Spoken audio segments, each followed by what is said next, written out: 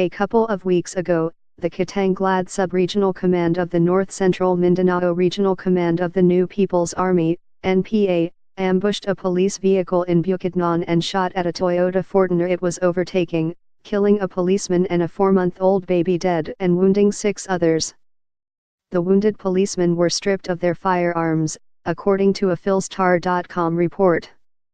A day after the attack, the NPA, through its spokesperson Jorge Kansas Madlos, took full responsibility for the incident and expressed remorse for the unfortunate and unnecessary death of the infant and injury to 2 adult civilians. The apology, though, may no longer matter after President Rodrigo Duterte condemned the killing and warned that he would declare the NPA a terrorist group soon. "I'll be issuing a proclamation.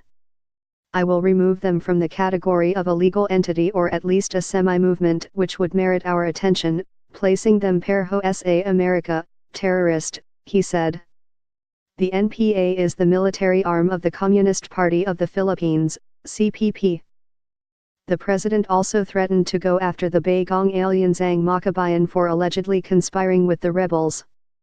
The United States, U.S., Department of State, through a provision of the Immigration and Nationality Act, has designated starting in 1997 various groups as foreign terrorist organizations, FTOs. The CPP-NPA was designated as such in 2002. The only other one from the Philippines in the list is the Abu Sayyaf Group, 1997. Designating the CPP-NPA as a terrorist group in the country, though, can be a mere formality because the military has long treated it as such. Its term is communist terrorist. But in the larger scheme of things, the move could mean the complete end of the peace talks between the government and the National Democratic Front, NDF, the umbrella organization of rebel groups, among them the CPP-NPA.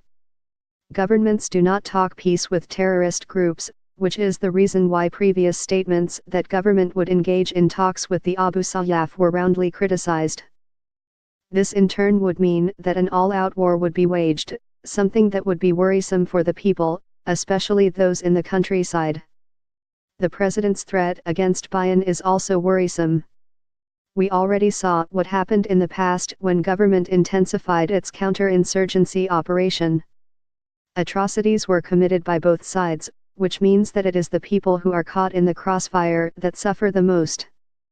The all-out war against the militants based mainly in the countryside, coupled with the war against drugs in urban areas, would raise the level of violence in the country. For those of us who went through the harrowing years of the Marcos dictatorship and its intensified war against the insurgents, this would be an unfortunate event, if this would really happen.